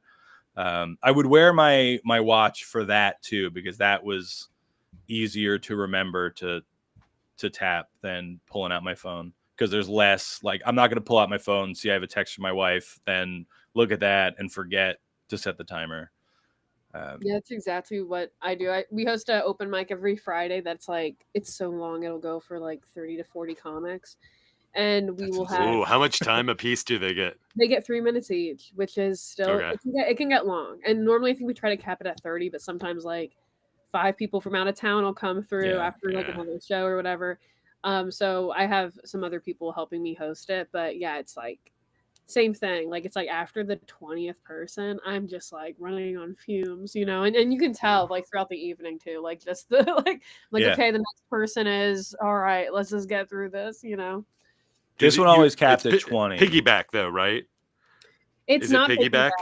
Oh my gosh, there's a person coming up in between each. Really? When there's 30 people? Yeah, and they're doing 3 minutes? Oh my gosh. Think the problem is that like, so this is an open mic. It's a lot of people's first impression of our club. And my mindset is like, if you just are like piggybacking, it gets chaotic so easily. And like any club, any mic, you'll have the random old guy come in and just be like, you know what, I do want to talk about Israel. Broads. Yeah. Like, oh, you know what, I've been having a lot of thoughts about Latinas I want to get off my chest. It's like, with this literal segue. awful. I was like, if that's a lot of pressure to put on whoever's coming up after them. Yeah. And I think having To that not like reset. tone, yeah. So I don't know. I think it's good to have a host, but I've experimented with piggyback before. If there's like a multiple comics that are like more seasoned, I'll be like, yeah, you as a Yeah. can piggyback off of each other. If it's a showcase with like established comics who more or less know each other, I think that's way easier. Who aren't going to mess up your name, who aren't going to like sabotage the next person for whatever reason. Yeah. I forget where it was. It was some bar in Columbus. I was there for a college gig years ago, and I went and did an open mic at a bar that literally had a tree growing through the middle of it. And it was an open mic, and they were piggybacking it, but they all knew each other. And I'm like, I don't know a Rainforest Cafe. Any of you guys. That's what that was. And so they gave me a name. They told me the name before it. I had to go up and do 5 minutes of comedy and then try to remember the name. And it's like, I don't remember what you guys said. I don't remember who's next. And they were like annoyed with me. But then the person before me messed up my name, which is dumb and silly, but like pretty easy to read and remember. Usually if I get introduced and people are like, oh, what do you want me to say? I was like, oh, it doesn't matter. Just please don't make a joke about my name, because so much of my set is me starting with jokes about my name. And it's like, it's not that I'm going to get offended. It's just mine are better. So if you're like, oh, can you believe it's his real name? Yeah, I was going to bring that up actually, but sure. Thank you. Yeah. Thank you for helping me out. Yeah. Right. Yeah. I mean, there was this one comedian. I want to know what he had to get off his chest about the Latinas. Was it positive? Was it a good thing? Or he's just like, I don't think they get the respect that they deserve. Ricky, we didn't give him the chance. Oh, good. Yeah, that's a good time to cut Good job. You cut his mic. Good job. No, I was like, actually, what do you gotta say? No. You look, the percentage of which way this could go, like, is probably going to be a bad way. Like, so I'm going to stop you right there. Yeah. Well, go right on your threads. He did start his set with like, wouldn't it be so crazy if Black people liked country music? And I'm like, yeah, actually, some of them do. Turns out, famously, turns out crazy. One's pretty famously great at it. Turns out country music was predominantly started through that culture. Can you imagine? I mean, that's the whole thing with Back to the Future, right? Of like, oh, can you imagine if Black people like rock and roll? It's like, hey, come on, Marty, don't do this. Marty, you're better than this. Look, you didn't have sex with your mom. Please don't act like you're creating rock and roll for Chubby Checker. Like, well, there was this one comic, and speaking of the whole like make fun of my name thing, there was this one comic in Columbus who doesn't do this anymore, and he's a very, very sweet comedian. But he was starting his sets every time with, give it up for Hannah. People always say that like she's mean and racist, and I always say she's not mean. And I'm like, dude, but she is racist. And I'm like, can we stop saying this every single time, please? And he would do it for any host. And at some point, I think I said something, or maybe somebody else did, I forget. But it was like, dude, like you are making hosts hate you. Yeah, like, for sure. Yes. And also, like, the audience does not know if you're joking. Like, there's been other comics I've seen before where they're like, hey, guys, I'm so happy. The crowd is great tonight. I was talking to all the other comics, and they're talking all this, like, shit about how horrible you are, but I was sticking up for you. And I'm like, dude, again, the audience... You don't need to build a little scene. You don't need to do a little skit before in your introduction. Just fucking say my name and let me do my entertaining. You've had your time. Exactly. Yeah. Exactly. So I'm like, man, like, can we just establish the fact like we're not trying to get the audience to hate other performers? Just be cool, everyone. Can you just be cool? Can we all hope that each person does well, and we don't need to? Yeah. There's a comedian that used to have. It's semi-local to me. Used to have an opening bit was, how many people here think I'm Jewish? And like the audience would be like, okay. And he's like, well, I'm not. So welcome, racist. And it's just like, oh, Oh, what an opener. You've cracked Yeah. the code. Yes. Please do a bit like Make that. everyone so we all confused know and not to uncomfortable like out of the gate. anything. Yes. And then call the whole audience racist based on a thing that you asked them. Like they weren't like, I think you're Jewish. Like, oh, okay, welcome, racist. That would be a great response if that was the dialogue. But asking them like, who thinks I look Jewish? It's just like, oh, I don't want to answer. Like, I don't. This is what you're starting with. Like what? Oh, wild. But this comedian also has had Hannah. I believe you may have. I will tell you off. I will tell you both. Glenn doesn't know this comedian. I think you know this comedian. I think you have you've experienced this comic. So I will tell you off mic. 40 comedians though. How is the Latinas off the chest? Like, is that the worst that it's gotten? Or there was with that many, just that's yeah, no, there I mean, yeah, and you're talking we've done it for a year now. So it's like honestly Yeah. we're seeing a pretty good rate. There was a couple other things, like there was some again, these are like outliers. Normally it is totally cool, totally friendly, and we're very like inclusive. We like pride ourselves on that. There was one guy who was like barking outside once, and he had I was like, yeah, if you bark, I'll give you a couple more minutes or whatever. And he says he started calling kids who he didn't know were underage the F word slur. Oof. And then they beat him up. Ha! And then, Good. and then he's like, hey man, you're not welcome back here because you're like instigating violence outside of our establishment. Yeah. And his response and using hate speech. right. Like, and his response was, hey, well they beat me up because they thought I was gay, which I'm not. So technically I was the victim of a hate crime. And I was like, dude, you called minors a slur. What no. do you mean? I'm glad that dude got his shit rocked. What do you mean? But I love that he was just like, well, it's because they thought I was gay. And Yeah. it's just like, so turns out, Hannah, and hashtag, you are wrong. I have been the victim of a hate Classic crime. Well, white are guy you? move. No. I'm the victim here. Yeah. It's me. It's like, oh, And you were like, so wait, were you projecting when you said that they were that slur and like you have some shit you need to work through? And he's just like, no, I am not. But they thought, you're like, we're done. This never had, like, we do not ever have to have an interaction ever again. and it's such a bummer too, because like some of these people I think are just like this is their first time in like social interactions. Like I really Yeah. try to be like pretty welcoming and friendly, and like I try to be, help people grow if they're Mhm. doing something that's like, hey, I'm gonna start my set with saying the host is racist.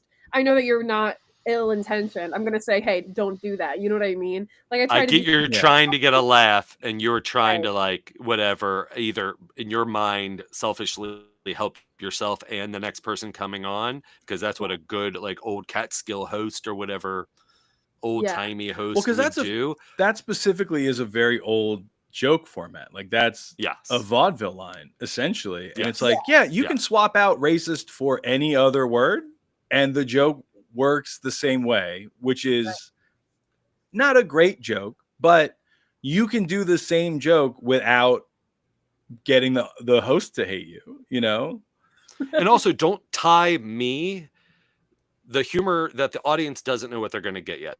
They don't know your personality as Hannah ostensibly before you come up. Maybe friends or some people have seen you before are there. But before a show like this, if a host introduces you like that, I don't want to be tied and aligned to the humor you are now associating Yeah. with introducing me. You are Yeah. setting me up to then I either have to change the expectations or then my first 2 minutes, I have to comment on that because otherwise the audience is gonna be like, well, that's weird. Like, is she known for being a racist? Right. 1,000% exactly. So like, and luckily at the open mic I always have hosted earlier on, and that so they have a feeling of like who I am, which is great. But yeah, I mean if he's the first or third person, there is a little bit of like, oh wow, like. And then I do have some jokes. I'm in an interracial relationship and my fiance is an immigrant. So I do talk a little bit about that, and that's some other material I'm trying to work through. And yeah, it's like if he says that, like I'm not touching any of that for the rest of the night. You know what I mean? And it's like, damn, I wanted to try to work out this bit, and I Well, worked really yes. hard. Again, it's the perception. Yeah. So Yeah. there's a little bit of that, which was like always kind of frustrating with it. But again, like he's great, and he's a great comedian. He's like 20, so he's still figuring it out. But And if yeah, you gave him the note and he listened, then that's great too. He's not yeah. being like, well, this is really my humor. This is my bread and butter. I can't possibly not call people racist when I'm introducing them. Yeah. It's like, damn, that was my whole set. That's my hook. I had That's- stickers be. made. I had koozies made. that's As we my wrap mouth this up, for. Yeah. as we wrap up, Daddio, I want you to tell us where people can find you and what shows you're doing next. But before that, what is one thing as a club runner that you do not want to see any more of? And what is something that you do want to see more of within the club atmosphere from audiences, from comedians, just what you don't want to see and what you would like to see more of? Okay, so I think something I don't want to see more of, and I think this goes for as a performer, but just like as a business owner, it's like jealousy. I think feeling I think insecure that we can't all succeed. I think that's like the bigger thing, and that I think it's all rooted in insecurity and not feeling confident in your own path. I've been thinking a lot 100%. about like you need to know who you are, you need to know what you bring to the table that's different, and then once you figure that out, you're not going to feel like these people are stealing attention from you or tickets from you or whatever, because Yeah. you're strong in your own path. So I'd like to see more of that kind of mentality, and that would also foster a lot of collaboration, which Columbus is pretty good about, to be honest, but there's always room to grow. And something I want to see more of is, man, just like drop off the dick jokes. You know what I mean? Drop off the we don't need to see a Donald Trump impression. We don't need to see another.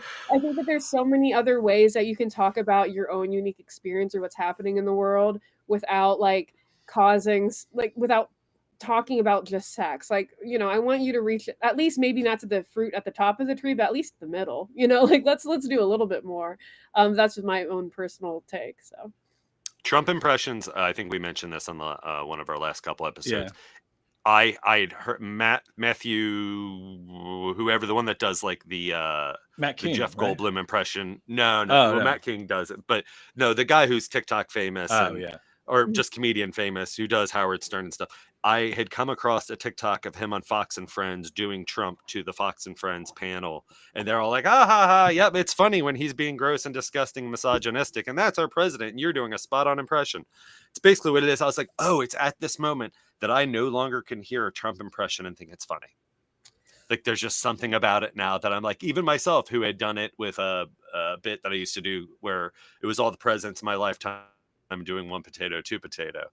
And there's nothing really political there within it. But I was just like, you know what? I don't think it's cute and I don't think it's funny anymore to hear a Trump impression because I don't want to perpetuate anything that is in the sphere that's associated with that voice for humor, for any of it. I'm just done. I think one more thing, if I can add another. Of course. I'm thinking about this a lot too. Is like having. The world is crazy right now. I think we need comedy more than ever. We need to build community more than ever. And I think another thing is too that I've been trying to like encourage my comedy friends to do, and what I'm trying to do too is like talk about the things that you're upset about. Like figure out a way to make it funny, but like point out the horrible things. Like if you're upset about something, like use it. We don't have to just like keep like it's a crazy world we're living in. Like I want to see unique takes on this stuff. I want to see comedic takes on this. I want to see like pointing out hypocrisy in a funny way. And it's hard. It's harder than making a dick joke for sure. But I think that there's opportunity there. And I see so many friends who are like very intelligent, very like intersectionally aware of things happening in the world. And then their sets are very much like watered down. And they're like, I just feel like it's not feeding me in the same way. And it's like, no, you can talk about the things you're passionate about. Talk about the things that anger you, like I want to see that deep cut. So yeah, because it's the passion. Yeah, in the passion, you're gonna feel that passion, and if you do have the quote unquote training or just the understanding of the art form, had those big feelings, and then go, okay, and now how do I entertain with these big with that passion? Yeah, you don't have to make it a soapbox, but there's a way to do it that is pointing out hypocrisy without doing a Trump impression or whatever. You know what I mean? But there's ways to talk about it, like how would this mentality look in a different setting? Like, how would we react to something? Like, we would not want to hang out with RFK Jr. Like, he would be a horrible hang. Like, No. let's talk about it. I've been What would trying that to think of how to say it without it coming across as like a direct threat. But you know how like sometimes in movies or comic books, there's like the main villain, right? Like Batman's got to stop the Joker or whatever. But then sometimes like the villain's got a little sidekick, and then one of the heroes like team is like, I got this guy. I think that's RFK for me. Of like, I understand Trump is like the head of the snake here, but like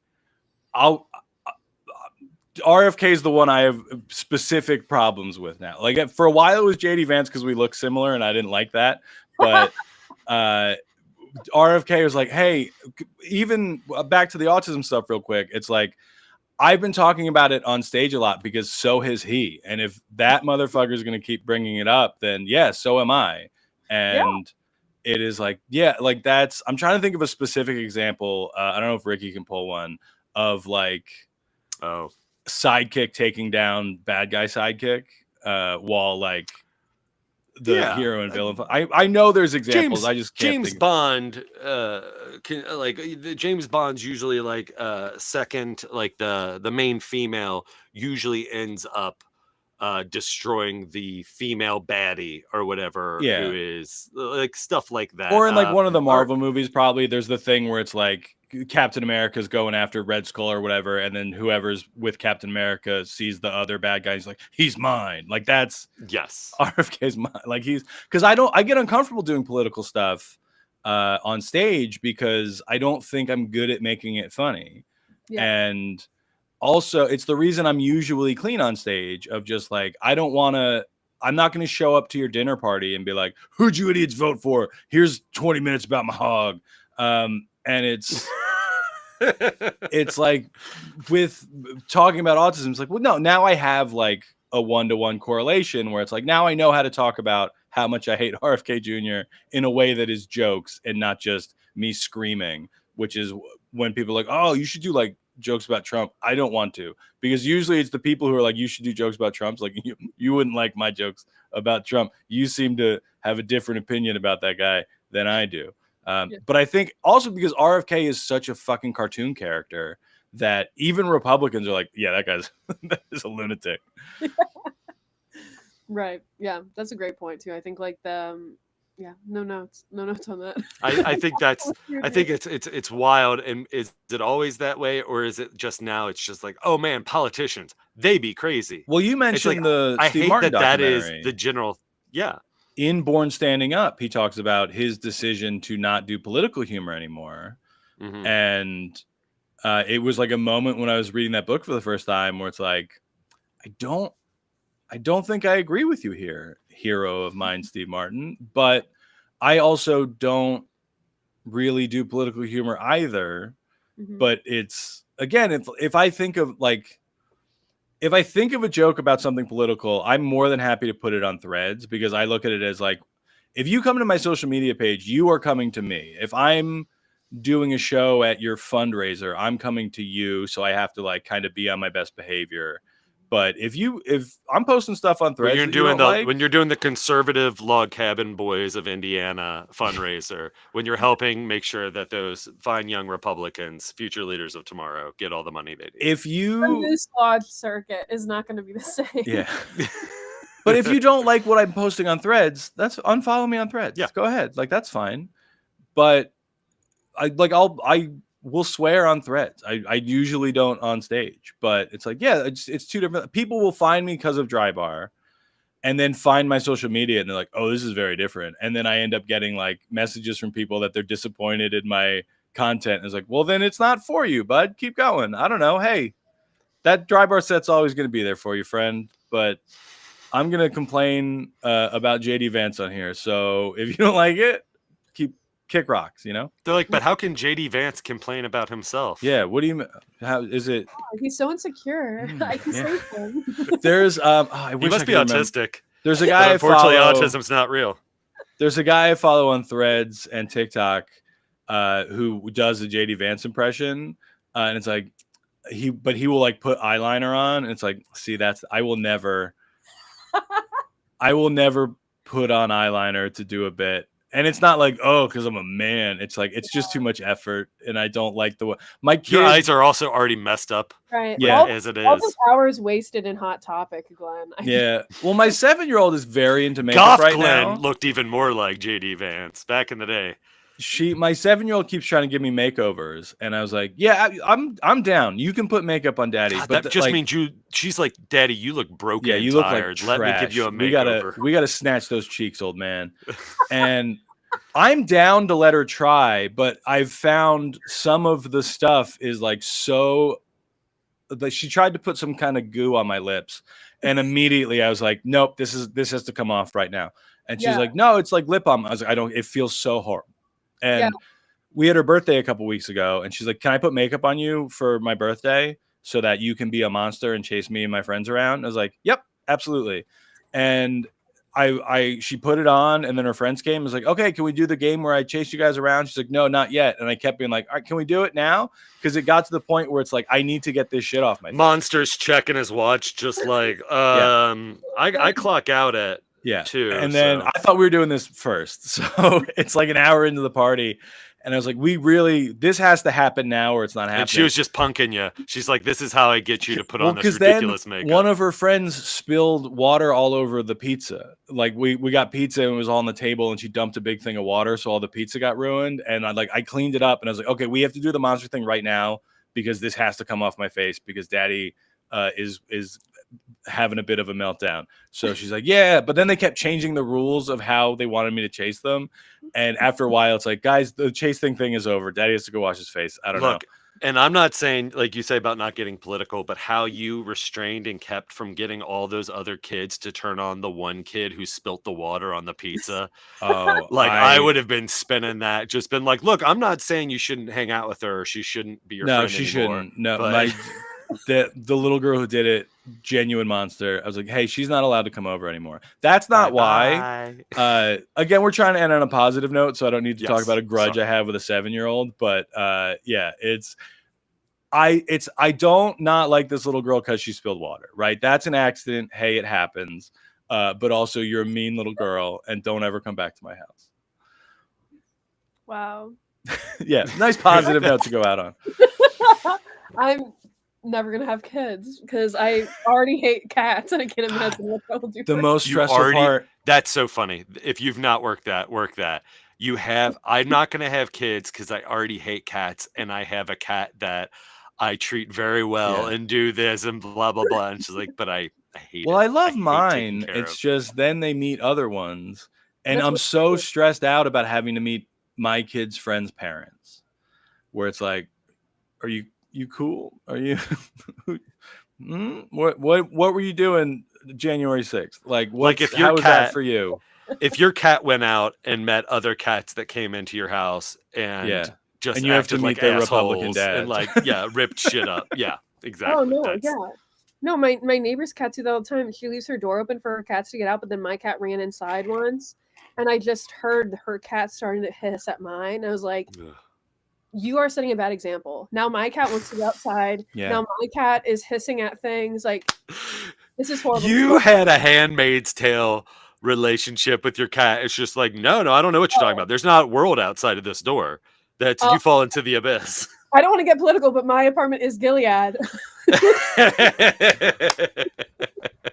don't want to get political, but cat Handmaid's Tale. You're just like, no. You've been neutered. You cannot have more cats. Your world is this. Yeah. I am your god. Yeah, that's Canada up there, but we're not talking about it. Yeah, you can't get up there. No. No. Hannah, where can people find you? What shows do you have coming up? This is going to drop in 2 weeks, so it will be out on the 9th. Of course. Oh, no, wait. Sorry, not the 9th. It'll be out on the 4th. My bad. Oh, you were the 4th of July episode. Oh my gosh. Oh, wow. Yeah. You did it. That's why Thomas Jefferson's on my Mount Rushmore. You can catch me. Does that make sense for July 4th? I don't even know. You can catch me, Hannah Romes, on Instagram. Wait. You guys were both just bragging about how much you suck off Hamilton. And then, you're like, wait, does that make sense? He was it makes sense. Yes. It tracks. Yeah, a founding father. Oh my makes sense. Yeah. Okay. Cool. Yeah. So Daddio podcast. Look at that. So, you can find me Hannah Romes on Instagram. It's Hannah Romes, I think, on TikTok. Not, I think that's what the name is. And then At I think it's Hannah Robes at TikTok on TikTok. I think. You can also come to Hashtag Comedy Club in Columbus. We have shows every single weekend. You could be one of 40 people on a Friday open mic. Yeah, you could, and that would be great exposure therapy that I'm sure your therapist will not give you an autism diagnosis if you go to that horrible. You had too much fun at the comedy club. You can't possibly be You can't be autistic. it. But we also have the comedy festival happening in September, which will be a lot of fun. We have 13 shows happening. Maybe you guys will stop by. Who knows? Yeah, go check us out, and thanks for having me, you guys. This was fun. Oh, Thanks for coming. And we're there when, you. Ricky? Do you know the dates off the top of your head? September. It's September 13th, 14th? Is that?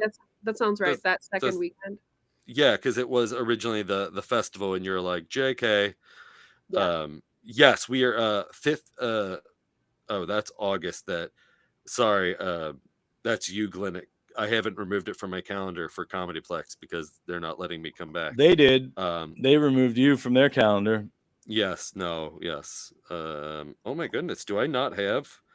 I don't think I have the dates of hashtag in my. Oh yes, no, yeah, I don't have it in my phone. I'm sorry. I will add that, but I know I have. 12th and 13th is what I got. Okay, That okay. sounds I will right. add it to my phone. Perfect. I am sorry. I just Thank thought you you so- might have known it off the top of your head. You didn't have to No. look. I would have looked it But up. I if you realize wanted now to. that I also don't have it in my phone, so I need to put it on my joint. Put them in there. calendar. You should put it Yeah. on. That's I gotta good. do that.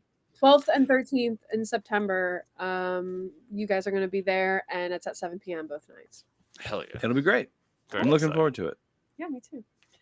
Ricky really talked up what a great time he had after his hashtag shows. So then when we got these ones on, I've been genuinely really looking forward to it. It'll be fun. I'm so glad. It's a great room. It is intimate. It is well run. The sound is good. I loved the eclectic nature of the audience. It wasn't just like a bunch of dude pros. You run a really good room, and thank you for just everything that you said of what you're looking forward to have happen more in the comedy club scene. I think that is the jealousy, the territorialism has a lot to do with people's interpersonal hang-ups than they do. How do you feel about actual the Gin issues. Blossom song "Hey Jealousy"? Is that still is I that don't- still good? I don't listen to ska. I'm so sorry. Boom! That is the end of the episode. That is Daddios Show. Amazing. Well done. Thank you so much for coming on, Hannah. You've been